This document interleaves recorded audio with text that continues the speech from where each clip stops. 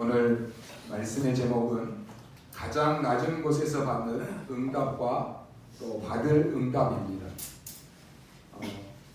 때로 우리가 살아가면서 뜻하지 않는 그러한 어려움을 당하기도 합니다. 하지만 여러분이 당하는 그 어려움은 전부가 다 발판이 되는 것입니다. 그래서 큰 어려움을 당한 사람들은 애지간한 그런 어려움이 오면은 그 어려움이 겁나지 않습니다. 큰 일을 겪어본 사람은 작은 일은요 그냥 우스워요. 혹시 나는 정말로 너무 어렵다 하는 분들은 없습니까? 나는 지금 상황이 너무 난감하고 너무 괴롭다라고 하는 분들도 있을 것입니다. 또 어떤 분들은 내가 돌아보니까 좀 실패한 것 같다 이런 분들도 있을 수 있습니다. 그런데 그게 아닙니다. 하나님의 언약 속에 있는 여러분은 지금 당하는 모든 어려움은 전부 발판이 되는 것입니다. 그럼 어떻게 해야 되겠습니까? 오늘 읽은 본문에 보면 요셉은 노예 상태가 되었습니다. 여러분 이것보다 더 어려운 상태가 어디 있겠습니까? 이것보다 더 낮은 곳이 어디 있고 이것보다 더 힘든 곳이 어디 있겠습니까? 여러분이 아주 낮은 곳에 있을 때 또 실패했다라고 생각했을 때 우리가 반드시 붙잡아야 될 것이 있습니다. 대부분의 이때 사람들은요 거의가 원망하고 불평할 것입니다. 그러나 오늘 낮은 곳에 처해 있을 때 반드시 여러분이 생각해야 될 세 가지가 있습니다. 그건 바로 당연성입니다. 그럴 수밖에 없었다라고 하는 것이. 내가 지금 이렇게 어려움을 당하는 것은 그럴 수밖에 없는 문제였구나. 이걸 빨리 찾아내야 되는 것입니다. 그래야 이길 수 있지 원망하고 불평하고 있으면 거기에서 빠져나올 수가 없습니다. 못 이기는 것입니다. 요셉은 어릴 때 아버지의 사랑을 독차지했습니다. 그리고 형들이 잘못한 것을 아버지에게 자꾸 꼰질러 줬어요. 그러니까 형들에게 당연히 미움을 받을 수밖에 없는 것입니다. 거기다가 요셉은 어릴 때 상당한 비전을 갖고 있었습니다. 그렇기 때문에 비전이 없는 형들이 볼 때는 이 요셉은 미움을 받을 수밖에 없고 욕을 얻어먹을 수밖에 없는 것이 당연한 것입니다. 근데요 그게 아니었습니다. 더 분명한 것은 요셉은 세계복음화해야 되기 때문에 그런 어려움이 올 수밖에 없었던 것입니다. 이게 당연성입니다. 여러분이 몸이 아프다 그러면 내가 이래서 몸이 아프구나 이건 당연히 생각해야 되는 것입니다. 왜 하필이면 나만 이렇게 아플까 이런 식으로 나오면 곤란한 것입니다. 그리고 다음에 생각할 것은 나에게 이것이 필요하기 때문에 이게 나에게 주어진 것이구나. 이게 필연성입니다. 여러분에게 겪는 모든 문제는 필요하기 때문에 하나님이 주신 것입니다. 더 중요한 것은 여기에 하나님의 계획이 있습니다. 절대성입니다. 이 세 가지를 못 보면 그래서 여러분이 문제에 빠지고 어려움을 당하게 되면 해결을 못하는 것입니다. 그래서 거기서 계속 원망하다가 빠져 죽는 것입니다. 왜 우리가 이렇게 되었습니까? 그렇게 대부분의 사람들이 말하는데 그럴 수밖에 없었던 것입니다. 거기에 당연성, 필연성, 절대성을 찾아내야 되는 것입니다. 요셉이 어떻게 노예로 팔려가서 이렇게 지금 되었습니까? 노예는요 가장 낮은 곳에 있어야만 되는 것입니다. 거기서 요셉은 하나님의 절대 계획을 찾았습니다. 여러분이 가장 낮은 곳에 있을 때, 어려움에 처해 있을 때, 힘든 가운데 있을 때 하나님의 절대 계획을 찾아야 되는 것입니다. 거기서 요셉은 절대 언약을 찾았습니다. 그뿐만이 아니라 절대 응답을 찾아낸 것입니다. 여러분 성경을 자세히 보면 그리고 역사를 보면 어려움을 당하고 가장 낮은 곳에 있을 때 굉장한 응답들이 일어난 것을 보게 됩니다. 여러분이 다 아는 모세는 큰 일을 하기 전에 지금 미디안에서 살인자의 누명을 쓰고 도망와 있는 그 신세입니다. 너무 오랫동안 모세는 어려움 중에 있었습니다. 그런데 이때 하나님은 가장 중요한 일을 모세에게 행하셨습니다. 여러분이 어려움을 당하고 있습니까?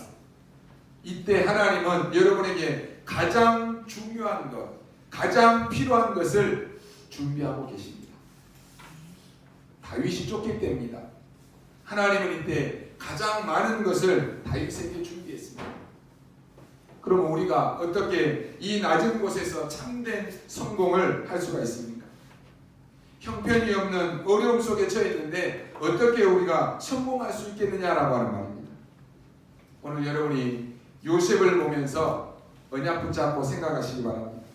첫 번째입니다. 메시지가 분명해야 된다라고 하는 것입니다. 어떤 메시지입니까? 하나님이 주신 메시지가 분명해야 됩니다. 메시지가 분명한 사람은 어려움이 발판이 되어지는 것입니다. 그걸 보고 이미 받은 응답이다라고 하는 것입니다. 하나님이 여러분을 부르실 때 분명한 메시지를 주셨습니다. 하나님이 여러분을 기름 부어 직분자로 세우실 때 분명한 메시지가 주어졌다니까요. 그 메시지가 분명해야 되는 것이에요. 하나님이 우리 교회를 세우실 때 교회를 향한 분명한 평생 메시지가 주어졌다니까요. 그거 붙잡아야 되는 것이에요. 요셉은 노예로 오기 전에 세계복음하는 꿈을 꿨습니다. 여러분 세계복음 하려고 하면 어떻게 해야 되겠습니까? 그 당시 최고의 나라 애국으로 가야 되는 것입니다. 그래서 요셉이 애국으로 간 것입니다. 어떻게 왔습니까? 그 당시에는 뭐 비자도 안 나옵니다. 노예로 그냥 팔려갔다니까요. 애굽의 바로왕이 요셉도 잘 모르는데 요셉 오라고 뭐 비자 내주고 초청하겠습니까? 그런데요, 성경에 보니까 기가 찬 방법으로 애굽에 갔습니다. 그게 어떤 방법이냐? 노예로 가는 것이. 노예는 비자도 필요 없잖아요. 초청도 필요 없어요. 여러분이 이걸 볼 줄 알아야 되는 것이. 여러분 메시지가 분명하면 그것이 하나님의 메시지 주신 메시지라면 반드시 승리하는 것입니다. 아브라함 링컨은요 메시지가 분명했습니다. 성경의 갈라디아 3장 28절 이 말씀 붙잡았잖아요. 아 그래서 하나님 내가 대통령이 되면 노예를 해방시켜야 되겠구나. 메시지가 분명했어요. 그러니 승리할 수밖에 없는 것입니다. 여러분 하나님이 주신 메시지가 분명해야 됩니다. 오늘 우리 렘넌트들이 어제 우리 사내의 사람도 말씀드렸죠.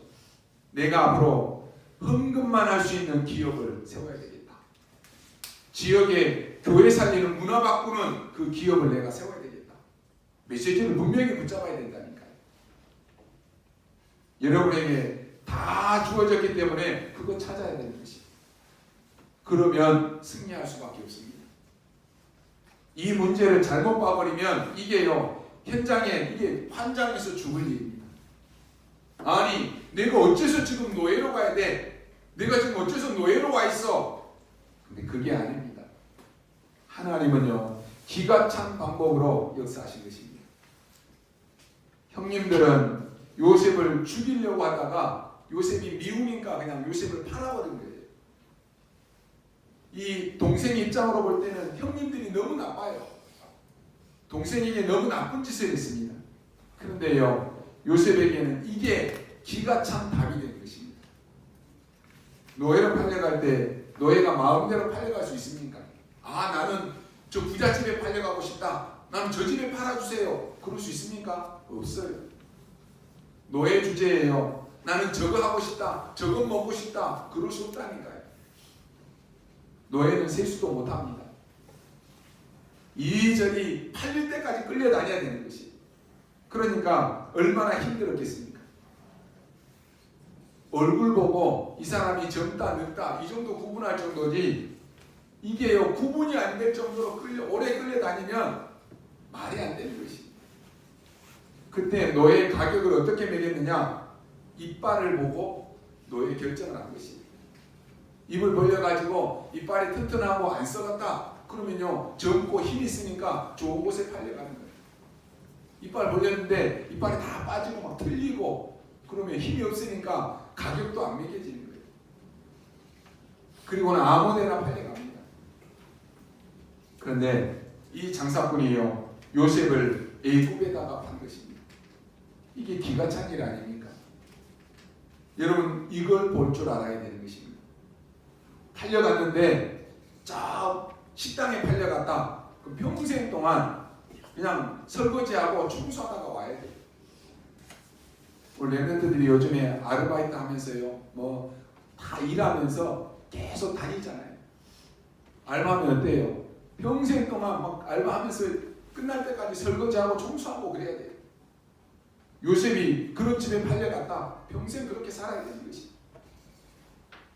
근데요 이게 애굽을 움직이는 군대 장관 보디발의 집으로 팔려간 것입니다. 여러분 이걸 볼 줄 알아야 돼요. 기가 찬 일 아닙니까? 거기서 요셉은 기도하면서 최선을 다한 것입니다. 요셉은 항상 승리하는 비밀을 가지고 있었습니다.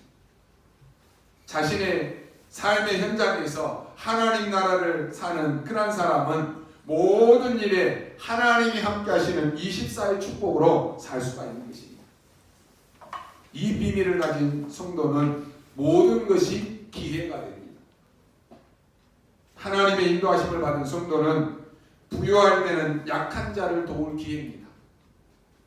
가난할 때는 기도할 기회입니다. 병들었을 때는 진짜 하나님 앞에 집중할 기회입니다. 그래서 언약을 가진 성도는 사실상 지금 현재 모든 상황과 조건을 하나님이 나에게 주신 조건으로 누리게 되는 것입니다. 그러면 하나님만이 주시는 25시의 역사를 다른 사람에게 절대로 내주지 않는 것입니다. 이것을 나타내시고 범사에 형통하게 하시는 은혜를 하나님이 주시는 것입니다. 말하자면 세상에서는 흉내내지도 못하고 돈으로도 사고 팔 수 없는 하나님 나라의 월등한 그 능력의 역사로 응답하신다라고 하는 사실입니다. 일단 요셉이요 맡은 일이 뭐였겠습니까? 쭉 노예로 팔려갔어요. 아마 제 추측이건데 처음에 노예로 팔려가서 이 보디발이 중요한 일을 이 요셉에게 맡기지는 않았을 것입니다. 처음에는 아마 천한 허드렛 일이나 청소하고 빨래하는 그런 일들을 했을 것입니다. 그런데 이 일에 하나님이 함께 하셨습니다. 요셉이 청소를 한다고 합시다.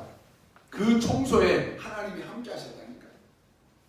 그래서 그 청소가 그냥 청소가 아니라 절대 청소가 되는 것이에요. 그냥 청소가 아니라 완전 청소가 되는 것이에요. 여러분 요셉이 하는 청소의 역사가 일어나 버렸다라고 하는 것이 이게요 기능성이십니다. 말하자면 내가 하는 일이 주님이 하신 일이 되어버린 것이다라고 하는 것이. 여러분이 이 비밀을 알면요 내가 하는 모든 일이 주의 일이 되는 것입니다. 무슨 일이라도 주의 일입니다. 여러분 틀린 소리 하지 마시기 바랍니다.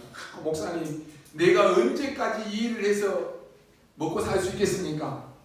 이거 가지고 내가 세계복음화 못합니다. 틀린 소리 하지 마시기 바랍니다.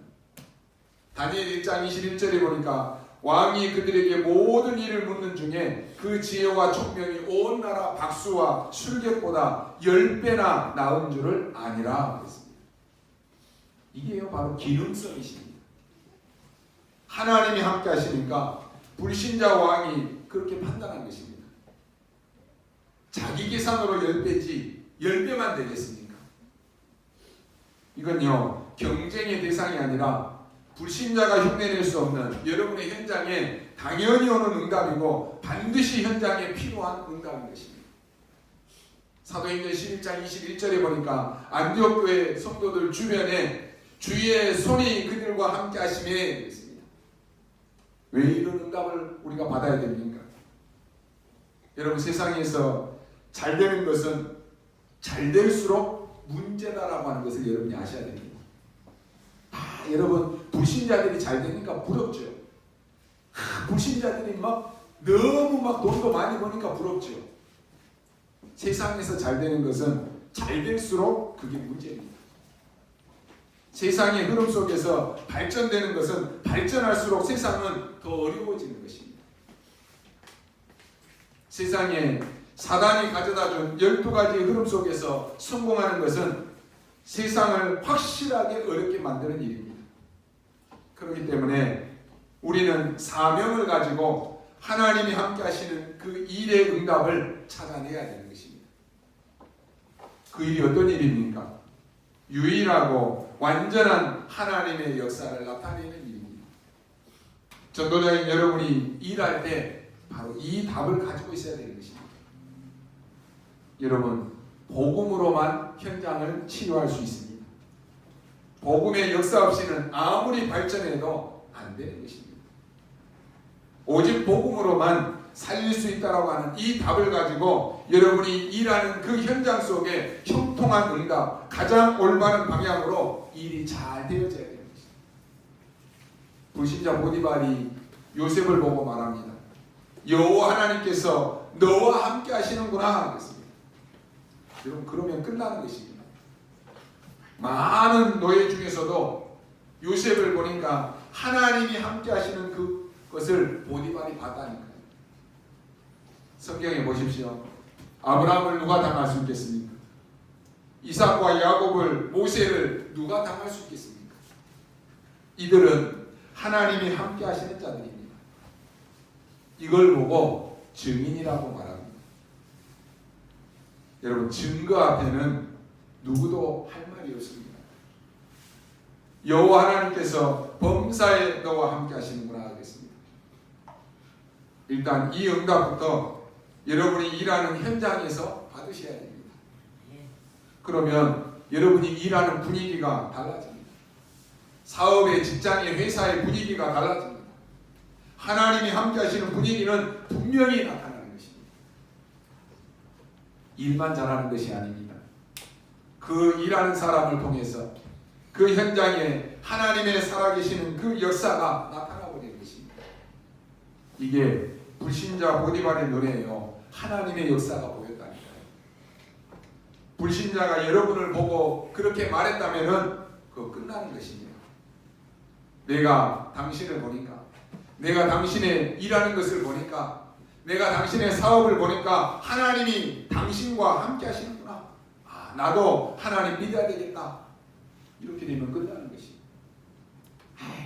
저거 하나님 믿는 것들, 저것들 말만 많지 일도 제대로 못하고 이렇게 되면 곤란해지는 것입니다. 요셉은요, 하는 일에 하나님이 함께 하시고 하나님이 다스리시고 하나님 나라의 역사가 임하니까 비록 노예였지만은, 가장 낮은 곳에 있었지만은 서밋 노예가 되어버린 것입니다. 그 하는 일이 가장 올바른 방향으로 최고의 결과가 나타난 것입니다. 결국은 보디발의 집에 모든 요셉의 헌신과 수고를 통해서 하나님이 함께 하시는 것을 주인이 알게 된 것입니다. 여러분, 하나님의 영광을 위해서 일 잘하려고 하지 마시기 바랍니다. 누가 잘하라고 했습니까? 하나님이 함께 하시는 것, 그게 기준입니다. 여러분, 메시지가 분명해야 됩니다. 여러분이 어려움을 당할 때 앞으로 참 성공을 하려고 하면 하나님이 주신 메시지가 분명해야 되는 것입니다. 그래서 우리가 예배드리고 기도하는 것입니다. 여러분이 아마도 살아가는 중에 현장에 나가면 이런 응답들이 올 것입니다. 두 번째입니다. 방법이 분명했습니다. 어떤 방법을 썼습니까? 요셉이 노예로 갔는데 자기 마음대로 할 수가 없습니다. 근데 그 방법이 하나님의 방법이었는데 그게 뭐였습니까? 대부분의 사람들은 착각을 합니다. 내가 뭘 해야 되지? 뭘 열심히 해야 되지? 아닙니다. 그 이전에 할 것이 있습니다. 요셉은 세 가지 방법을 가지고 있었습니다. 그게 뭡니까? 믿음입니다. 하나님이 함께, 하나님이 나와 함께. 그러면 여러분 못 말리는 것입니다. 그리고 뭡니까? 임마누엘입니다. 하나님이 우리와 함께입니다. 그리고 원네스입니다. 하나님이 모든 것 속에 함께. 이게 바로 요셉의 방법이고 이게 하나님의 방법이었습니다. 제가요 부교육자로 있을 때 성도들의 가정들을 신방을 갑니다. 가정에 신방을 가서 보면 여러분 교육자들은 다 다녀봤기 때문에 딱 가서 보면 느낌이 있어요. 어떤 가정은요 지하방에서 사시는 분들이 있습니다. 근데 그 집에 들어가면요 들어갈 때부터 영적인 분위기가 따뜻하고 평안한 그 분위기가 느껴집니다. 그러면요 거기 가서 메시지를 딱 준비하고 갔는데 거기 주신 메시지가 분명히 나와요. 근데요 어떤 집은 잘 사는 집이 있어요. 뭐 평수도 넓고 집안에 가서 보면 없는 것 없이 다 해놓고 잘 사는 가정도 있습니다. 그런데 영적으로 분위기는요 싸늘합니다. 집안에 들어가서 보면 느낌이 온다니까요. 그래서 그냥 빨리 나가고 싶은 그런 집이 있어요. 여러분 하나님이 함께한다는 것은요 단순한 이론이 아닙니다. 하나님이 함께하는 사람은 다릅니다. 누가 이걸 말릴 수가 있겠습니까? 노예로 갔는데 거기서 하나님이 함께하는 증거를 주셨습니다. 그걸로 끝난 것이 아닙니다. 임마누엘입니다. 뭡니까? 우리와 함께입니다. 그러니까 그 집 전체에 하나님이 함께하시는 그 증거를 본 것입니다. 그 정도가 아니라 원냈습니다. 모든 일에 하나님의 계획이 있음이 보여진 것입니다. 이게 요셉의 방법이고 이게 하나님의 방법입니다. 하나님은 노아에게 은혜를 베풀었습니다. 그 당시 모든 사람들이 다 귀신 섬기는 그 시대에 하나님이 노아에게 은혜를 주셨다고 그랬습니다. 그 은혜가 노아에게 임했다고 그랬습니다. 그 노아에게 하나님은 말씀을 주십니다. 방주를 만들어라 그랬습니다. 왜 그렇게 합니까? 그것이 바로 네가 사는 길이고 그것이 네 가정이 사는 길이고 그것이 바로 네 후대가 사는 길이다라고 하는 것입니다. 그게 하나님의 방법입니다. 왜 예배 회복하라고 합니까? 왜 교회를 1순위로 하나님의 말씀을 1순위로 이렇게 하라고 합니까? 왜 자꾸 말씀 붙잡으라고 합니까? 말씀의 흐름 속에 있으라고 합니까? 그게 바로 내가 사는 길입니다. 그게 바로 여러분의 가정이 사는 길이고 그게 바로 여러분의 후대가 사는 길입니다. 맨날 메시지만 듣고 귀로만 듣고 흘리지 말고 말씀을 붙잡아야 된다니까요. 하나님이 모세를 부르시고 모세하고 다락방을 함께 합니다.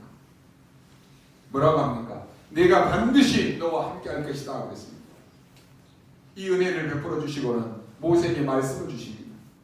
자 애굽에 가서 피제사 드리라. 이건 말하라고 하는 것이. 왜 그렇습니까? 그것이 네가 사는 길이고 그것이 이 민족이 사는 길이다라고 하는 것을 하나님이 모세를 통해서 함께 하시면서 이 말씀을 주신 것입니다. 우리가 정말 그리스도를 알고 그리스도를 누리고 전달하는 것이 내가 사는 길입니다. 내 가정이 사는 길이고 우리의 후대가 사는 길입니다. 주님이 제자들을 감람산에 불러서 40일 동안 하나님 나라 일을 들려주시고는 그들에게 뭐라고 말씀합니까? 예루살렘을 떠나지 말고 아버지의 약속하신 것을 기다리라라고 말씀합니다. 그래서 그 말씀 붙잡고 기도하는데 거기에 성령의 역사가 일어났습니다. 그러니까 그 현장에 변화와 신비의 역사가 일어난 것입니다. 아, 그리스도면 되는구나. 그리스도 한 분이면 우리 가문의 저주가 꺾이는구나. 그리스도 한 분이면 나의 영적인 문제가 치유되는구나. 그리스도 한 분이면 우리의 후대가 살 수 있구나. 이거 깨달아졌다니까요. 이 깨달아진 사람이 내게 임한 그리스도를 말하는 것, 그게 바로 다락방입니다. 그게 바로 전도입니다. 우리 이 땅에 살아가면서 정말로 해야 될 일이 뭐겠습니까? 딱 한 가지 말씀으로만 사람을 살릴 수가 있습니다. 복음으로만 살릴 수 있다니까요. 왜요? 우리는 그 말씀 듣고 살았기 때문에 그렇습니다. 내가 그 말씀 듣고 인생의 결론을 내렸기 때문에 그렇습니다. 내가 그 말씀 붙잡고 지금까지 살았기 때문에 그렇습니다. 그러면 우리가 받은 말씀을, 내가 받은 은혜를 내 주변 사람들에게 전달하는 것, 이 전도요, 그게 다락방입니다. 여러분이 오늘 언약 붙잡으면 승리할 수밖에 없습니다. 진짜 하나님의 방법으로 하시기 바랍니다. 세 번째 뭡니까? 요셉이 어떻게 했습니까? 신앙생활이 분명히 했습니다. 그게 뭡니까? 신앙생활이 분명하다. 열심히 믿는 것입니까? 고함 지르고 열심히 헌신하고 그게 믿는 것입니까? 아닙니다. 하나님의 시간표를 확실히 본 것입니다. 하나님의 시간표를 확실히 보면요, 조급할 것도 없습니다. 언제 뛰어야 됩니까? 하나님의 시간표가 왔을 때는 뛰어야 됩니다. 언제 우리는 도전해야 됩니까? 하나님의 시간표가 왔을 때 도전하는 것입니다. 언제 참아야 됩니까? 시간표가 안 왔을 때는 시간표가 올 때까지 참는 것입니다. 이걸 잘 보는 것입니다. 하나님의 시간표를 보는데 요셉은 어떻게 봤느냐라고 하면 저 미래를 오늘의 것으로 앞당겨 왔습니다. 그래서 요셉이 하는 지금 노예하는 이것이요 세계복음화였습니다. 또 반대로 오늘을 저 미래로 가지고 갔습니다. 내가 비록 지금은 노예를 하고 있지만 하고 있는 이 일이 바로 세계복음화 될 것이다. 이걸 봤다니까요. 여러분 아시겠습니까? 여러분이 하나님이 이 시대의 전도자로 부르시고 하나님이 이 시대에 정말로 복음 가진 자로 여러분을 부르셨는데 내가 지금 힘들다, 내가 지금 어려운 가운데 있다, 내가 지금 가장 낮은 곳에 있다. 아닙니다. 여러분 그냥 확실히 붙잡아야 된다니까요. 나는 세계복음화의 주역이다. 237 나라 살리는 주역이다. 요셉이 지금 노예였지만은 저 미래의 것을 앞당겨 봤다니까요. 그렇지 않으면요, 여러분 신앙생활 실패하는 것입니다. 저 미래 것이 지금 와 있다니까요. 요셉은 주인한테 잘 보이려고 하는 것이 아닙니다. 자기가 하고 있는 그 일은 하나님이 주신 일로 알았기 때문에 주인이 보든지 보지 않든지 하나님의 일을 요셉은 하는 것입니다. 이렇게 해서 하는 일마다 역사가 일어나 버리니까요. 주인이 요셉에게 모든 것을 다 총괄하는 높은 주인까지 올라가게 했습니다. 근데 요셉은 높은 자리에 올라가는 것이 목적이 아니었기 때문에 그럴지라도 여전히 요셉은 자기 일을 계속 하고 있는 것을 볼 수가 있습니다. 노예가요, 이 큰 집안의 최고의 매니저, 최고 총괄 집사가 됐다니까요. 우리 대학 청년부 보고 얘기합니다. 여러분들이 직장 생활할 때 적당하게 일하고 눈치 보고 그렇게 해서 월급 받아오고 그러지 마시기 바랍니다. 말하자면요, 여러분은 그 현장에서 30명분이 뛸 정도로 일해야 되는 것입니다. 많이 뛴다라고 그게 됩니까? 아닙니다. 그 능력이 있어야 되는 것입니다. 여러분이 회사를 살리고 그 직장을 살리고 월급을 받아야지 회사를 어렵게 만들고 월급 받아오고 도둑질하고 그러니까 망하는 것입니다. 요셉은요, 가는 데마다 살려버렸습니다. 저 보디발의 집에도 복을 받고 저 밭에까지 요셉 때문에 축복이 내려졌다고 그랬습니다. 이래가지고 요셉은 또 누명을 쓰고 감옥에 갑니다. 요셉은 하나님과 함께하는 능력이 있었기 때문에 감옥소에 가는데도 두렵지 않았습니다. 누명을 썼는데 변명을 해도 소용이 없다라고 하는 것을 알았습니다. 보디발을 이길 수 없다라고 하는 것을 알았습니다. 그 보디발의 아내가 거짓말하는 것에 대해서 답변할 수 없다라는 것도 알았습니다. 그래서 요셉은 감옥에 갑니다. 거기서 또 하나님의 방법과 신앙생활이 나타납니다. 노예로 가서는 가정 총무가 됐습니다. 감옥소에 가서는 감옥 총무가 됐습니다. 거기서 영적 문제 있는 사람에게 답을 주고 꿈을 해석해 주니까 감옥소에서 또 총무가 된 것입니다. 그 감옥 안에 있는 어느 장관에게요, 요셉이 꿈을 해석해 줍니다. 당신은 지금 추록에서 나가게 될 것인데 회복해서 다시 왕국으로 돌아갈 것이다 라고 꿈을 해석해 줬습니다. 그러니까 이 장관이 너무 좋아가지고 추록되어서 나갔습니다. 성경은 재미난 기록이 나와 있습니다. 요셉이 처음으로요 자기 그 심정을 말한 구절이 나옵니다. 뭐라고 말합니까? 장관님이 다시 회복돼서 왕궁에 돌아가시거든 저를 꼭 기억해 주십시오라고 요셉의 생애에 딱 한 번 요셉의 그 심정을 얘기했다니까요. 근데요 성경은 뭐라고 기록합니까? 창세기 40장 22절 23절에 이렇게 말합니다. 그 장관은 요셉을 잊었더라 그랬습니다. 그것도 하나님의 시간표입니다. 그때 만약에 장관이 요셉을 기억했다면 어떻게 되겠습니까? 아마도 그 장관이 높은 지위에 있었기 때문에 자기의 권력을 가지고 요셉을 감옥 안에서 뽑아낼 것 아니겠습니까? 그러면 요셉이 지금 뽑아 나오면 감옥에서 뽑아 나오면 뭐 하겠습니까? 할 수 있는 것이 아무것도 없습니다. 또 청소해야 되고 또 그 자리에 있어야 되는 것이죠. 그런데 그 장관이 요셉을 잊어버렸다고 그랬습니다. 그게 하나님의 시간표입니다. 어느 날 애굽의 바로 왕이 꿈을 꿨는데 악몽을 꿨습니다. 근데 꿈을 해석해 줄 자를 찾았는데 그 나라의 훌륭한 술객들, 박사들 다 월급 받고 그 자리에 있는데도 이 바로 왕의 꿈을 해석을 못 해준 거예요. 그러니까 왕이 너무 화가 나서 이 사람들을 다 죽여버리라고 한 거지. 그때 너무 급하니까요. 장관이 요셉을 생각이 난 것입니다. 이게 하나님의 시간표입니다. 요셉 생각이 나서 꿈을 해석해 줄 사람이 있다라고 말합니다. 그게 누구냐? 저 히브리 사람 요셉이라고 하는 친구입니다. 어디에 있느냐? 저 감옥 안에 갇혀 있습니다. 그래서 지금 바로 왕이 특명을 내렸다니까요. 그때 요셉의 나이가 몇 세냐? 30세입니다.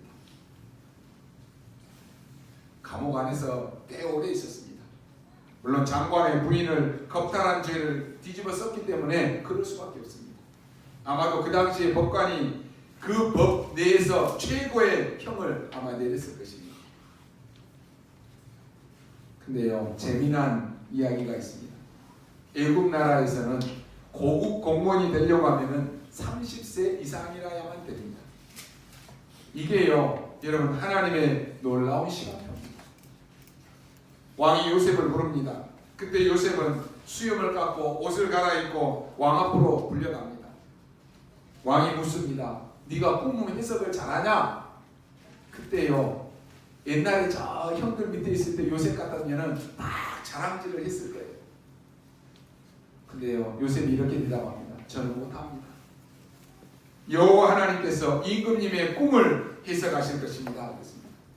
이게 참 신앙인의 답변입니다.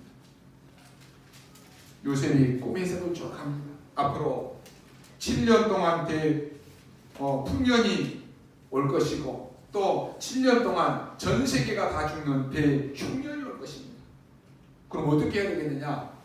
풍년이 올 때 창고를 지어서 7년 동안 이것을 모아야 됩니다.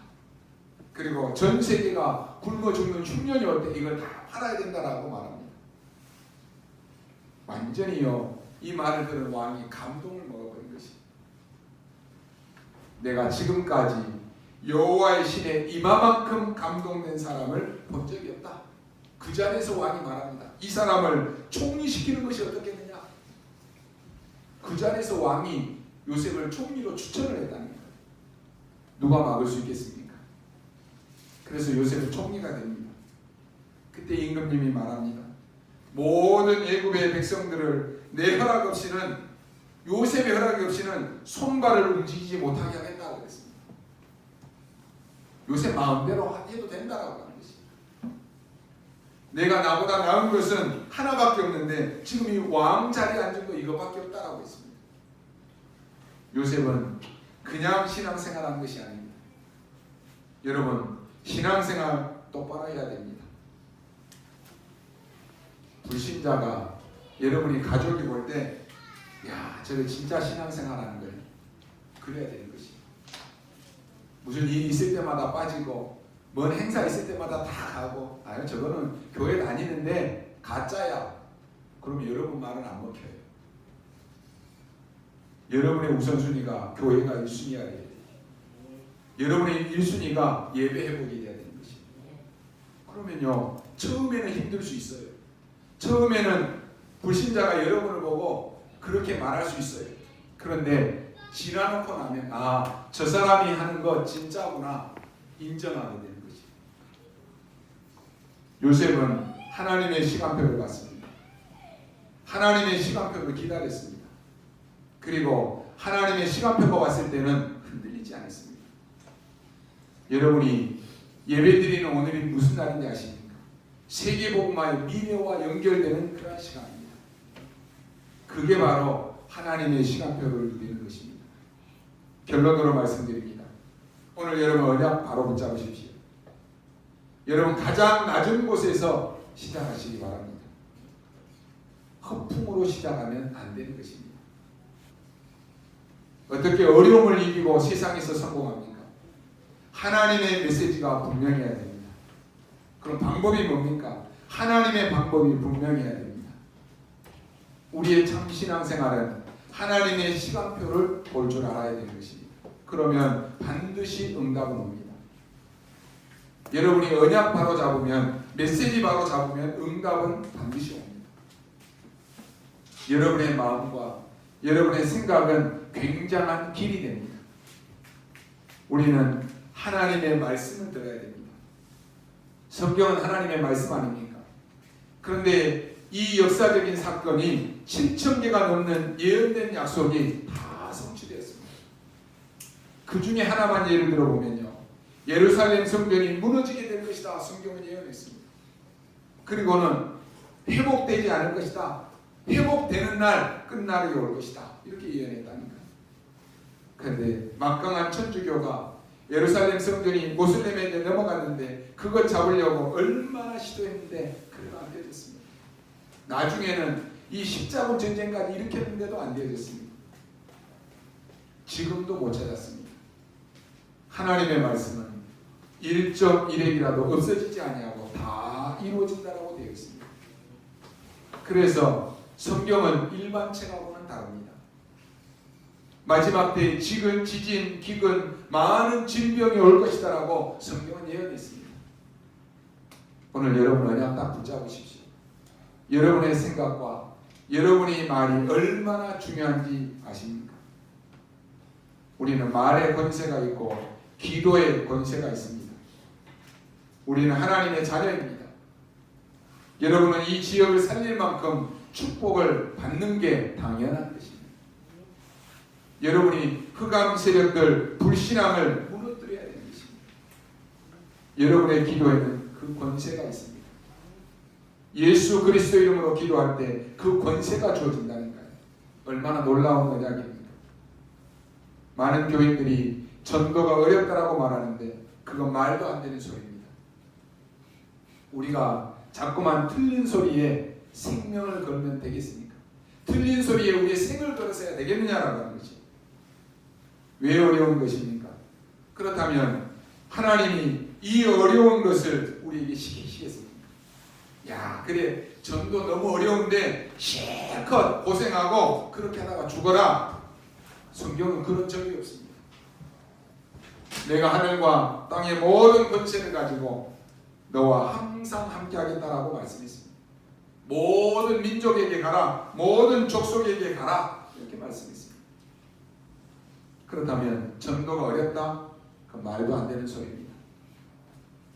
우리는 분명한 언약으로 말씀으로 붙잡아야 됩니다. 나는 평생 전도운동 하다가 가겠다. 확실한 언약 붙잡아야 되는 것입니다. 오늘 여러분이 하나님의 말씀인 언약을 다 붙잡으십시오. 여러분들이 하나님의 언약 잡는 것, 이게 어려운 것이 아닙니다. 하나님은 거짓말하지 않습니다. 그래서 하나님의 말씀 붙잡으라는 거지. 근데 대부분 보면 막상 하나님의 말씀을 다 안 붙잡습니다. 여러분, 부모님이 참 중요합니다. 록펠러 어머니가 록펠러에게 이렇게 말했습니다. 너는 교회 가거든 쓸데없는 말 하지 말아라. 기도만 해라. 그리고 예배 시간에는 항상 미리 가서 기도해라. 그리고 모든 예배에는 반드시 성공해라.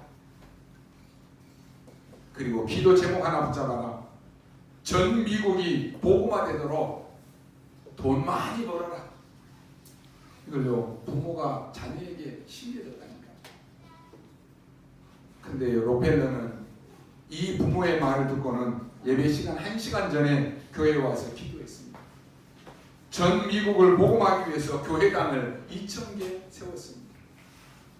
여러분, 부모의 말이요 얼마나 이 자녀에게 영향을 끼칩니다.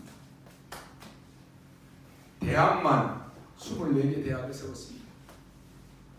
기도는 여러분 응답되게 되어 있습니다.